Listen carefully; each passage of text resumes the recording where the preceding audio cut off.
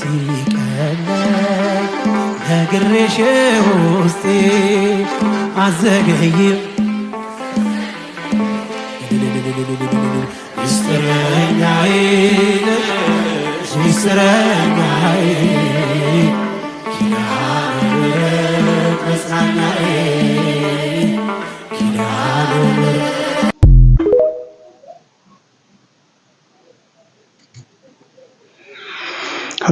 ወገኖቼ እንዳትሸወዱ በተደጋጋሚ እንዲህ አይነት ነገር እያየን ነው እና በጣም አንድ የምጠራጠረው ነገር አለ ይመስለኛል። የአበባ ነጋዴዎች ገበያውን ለመፍጠር ጥረት እያደረጉ ነው እንጂ በዚህ ዘመን ቤተክርስቲያን እጅግ ተቸግራ ባለችበት ዘመን ልጆቿ፣ በጎቿ፣ መንጋዎቿ እየተቅበዘበዙ በተኩላት እየተበሉ እየተፈናቀሉ መድረሻ አጥተው ባሉበት ዘመን እንዲህ አይነት ስጦታ ለቤተክርስቲያን መስጠት ይገባኛል ብሎ አስቦ አምጥቶ የሚሰጥ እብድ ምእመን ያለ አይመስለኝም። ግን ምን መሰላችሁ፣ አሁን እነዚህ አበባ ነጋዴዎች እንግዲህ አበባቸውን የሚገዛቸው ሰው ያጣሉ። ስለዚህ አበባ ደግሞ ምግብ አይደለም፣ በቃ ከተወለገ መጣል ነው።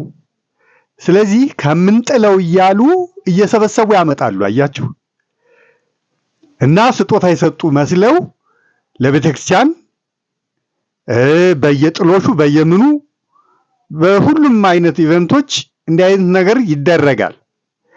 ምንድነው ይሄ የሚደረግበት ምክንያት? ገበያውን ለመፍጠር ነው። ልብ በሉ፣ አልነበረም ከዚህ በፊት እንዲህ አይነት ነገር። ገበያውን ለመፍጠር ነው። ገበያው ከተፈጠረ በኋላ አሁን ይሄን ያያል አይደል ሰው። አንድ የሆነ ሀብታም ደግሞ ይሄን ያይና ቆይ እኔ ደግሞ ለደብሬ የበለጠ አበባ ደግሞ ሰጣለሁ ይልና እሱ የበለጠ ሌላው ደግሞ ይነሳና ደግሞ የበለጠ ፉክክር ይሆናል። አያችሁ፣ ገበያው ደራላቸው ማለት ነው። እየገባችሁ ነው? ስለዚህ ይህን ገበያ ለመፍጠር ነው። ከምንጥለው እያሉ ሲከስሩ ጊዜ የሚገዛቸው ሲያጡ ጊዜ እየሰበሰቡ ያመጡና እንደዚህ አሳምረው ያመጡና ለቤተክርስቲያን ስጦታ የሆነ ሰው ስጦታ የሰጠ አምጥቶ ያበረከተ አስመስለው ያስቀምጣሉ፣ ይሰጣሉ ማለት ነው። ይሄ ትልቁ ብቻ አይደለም።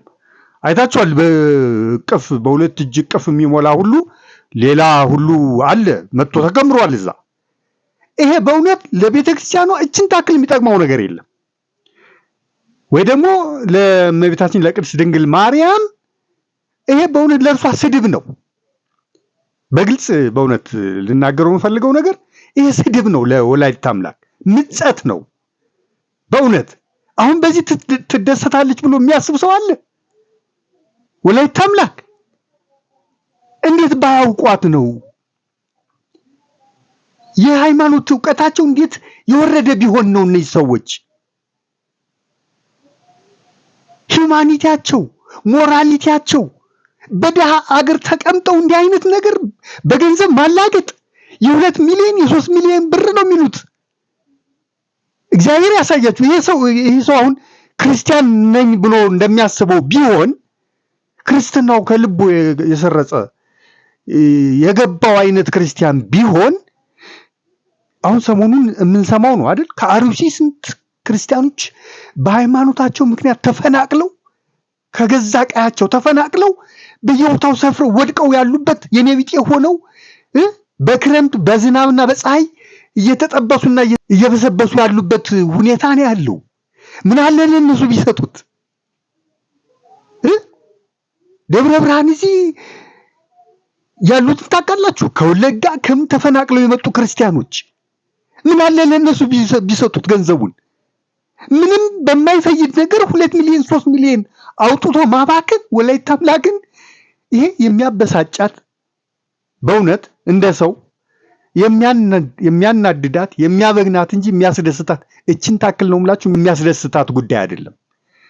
ልጆቿ ምዕመናን በእንደ አይነት እጅግ ከባድ የሆነ ችግር ላይ ወድቀው ባሉበት ሰዓት አበባ አምጥቶ በሚያበረክትላት ሰው ትደሰታለች ብላችሁ ካሰባችሁ ወላዲተ አምላክን አታውቋትም።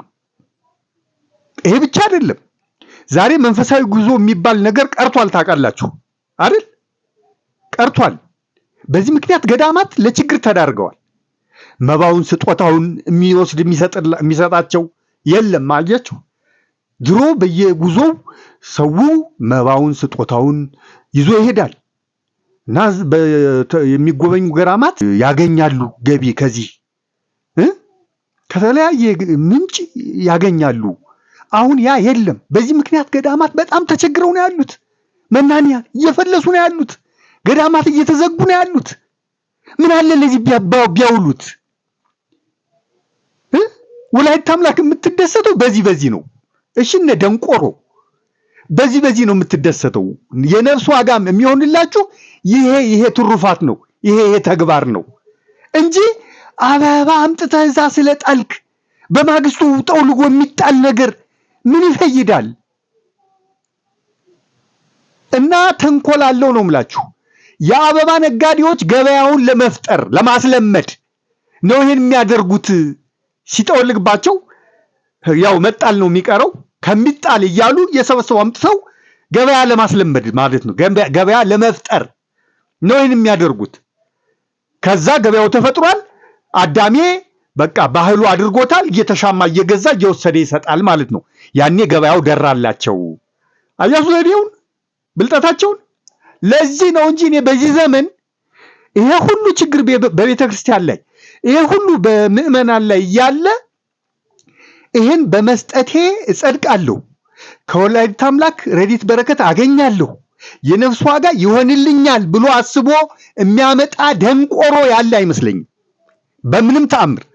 ይሄን ያህል የደነቆረ ምዕመን ያውን ባለጸጋ እንግዲህ ሲባል ስማርት ማይንድ ያለው ሰው ነው። ምክንያቱም ያለ ምክንያት አይደለም ያን ገንዘብ የሚያገኘው ሰርቆ ካላመጣው በስተቀር። ሰርቶ ያመጣ ሰው ገንዘብ እንዴት እንደሚገኝ የሚያውቅ ሰው በእንዲህ አይነት አልባሌ ነገር ገንዘብ አባክኖ በማግስቱ ለሚጣል ነገር 2 ሚሊዮን 3 ሚሊዮን አውጥቶ ያባክናል ብዬ አላስብም በምንም ተአምር። የት ቦታ እንደመጣል እንዳለበት ያውቃል። ባልኳቸው ጉዳዮች ላይ ለገዳማት ለተቸገሩ ገዳማት በተለይ በዚህ ሰዓት የገዳማት ችግር በጣም አሳሳቢ ሆኗል። እዚህ ቅርብ ያለው ደብረ ሊባኖስ ራሱ የገቢ ምንጩ ምዕመናን ነበሩ። አያችሁ፣ በየዕለቱ ለቀብርም ለምንም የሚሄደው ምዕመን ነበር። አሁን ያቀርቶ በጣም በችግር እየተፈተኑ ያሉበት ዘመን ነው። እዚህ ቅርብ እንኳን የሩቆቹ ምን ያህል ሊፈተኑ እንደሚችሉ ደግሞ ማሰብ ነው። እንግዲህ እንዲህ ላቡን ጠብ አድርጎ ሀብት ያፈራ ባለ ሀብት በእንደዚህ አይነት ጉዳይ ነው ሊያውለው የሚችለው። በክርስቲያንነታቸው ተፈናቅለው ከቀያቸው እንቀባረው ከሚኖሩበት መንደር ርስታቸው ሰፈራቸው ተፈናቅለው የትም ዛሬ የኔ ቢጤ ሆነው ተበትነው ላሉት ምዕመናን ነው የሚሰጠው ማን እንዲህ ላቡን ጠብ አድርጎ ያፈራ ባለሀብት ያውቃል የት ቦታ ገንዘቡን መጣል እንዳለበት ጠንቅቆ ስለሚያውቅ። ስለዚህ ውሸት ነው የምላችሁ። እውነት ግን ካለ ምናልባት ካለ መስሎት ካለ ወላዲተ አምላክ በዚህ አትደሰትም ወንድሜ። ታዝንብሃለች፣ ትበሳጭብሃለች፣ እንደ ሰው ማለት ነው።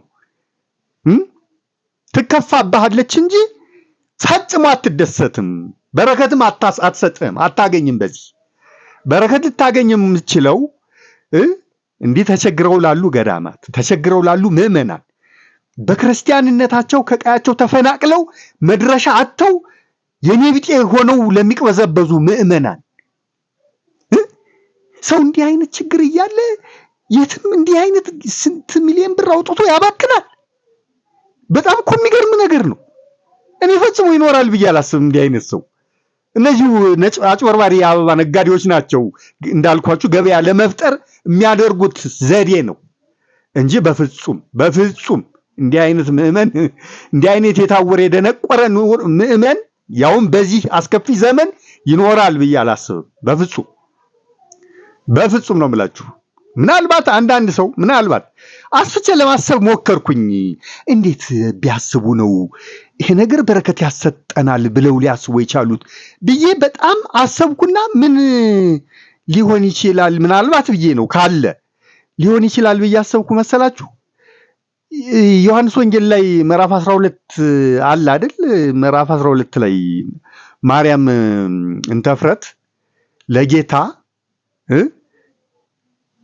ከህማማት ከሰሙነ ህማማት አንድ ሳምንት ቀደም ብሎ ባለ ሰሞን ነው እንግዲህ ጌታ በአልዓዛር ቤት ሆኖ ራት ተቀምጠው እያሉ ማርያም እንተፍረት ሽቱ ናርዶስ ሽቱ አምጥታ የጌታን እግር በጠጉሯ እያበሰች የጌታን እግር እንደቀባች ታስታውሳላችሁ ወንጌል ላይ አይደል?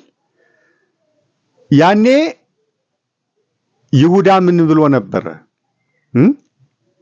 ለድሆች በ300 ዲናር ተሽጦ ለድሆች መሰጠት አይገባውም ነበር ወይ ይሄ ሽቱ ብሎ ጥያቄ አንስቶ ነበር። ጌታ ምን ብሎ ነው የመለሰለት?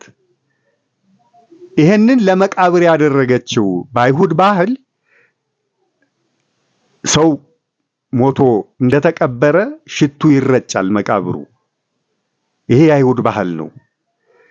ለዛ ዕለት አደረገችው። ምክንያቱም በዛ ዕለት የሚያደርሳት ስለማይኖር ጌታ መቃብር ዘንድ የጌታ መቃብር ቦታ ማለት ነው የሚያደርሳት ሰው ስለማይኖር ለዛ ዕለት አደረገችው አለ ጌታ። ከዛ አስከትሎ ምን አለ? ድሆች ከእናንተ ጋር ይኖራሉ አሉ፣ እኔ ግን ከእናንተ ጋር አልኖርም ብሎ መለሰ። ዮሐንስ ይሄንን ሲጽፍ ምንድነው ያለው?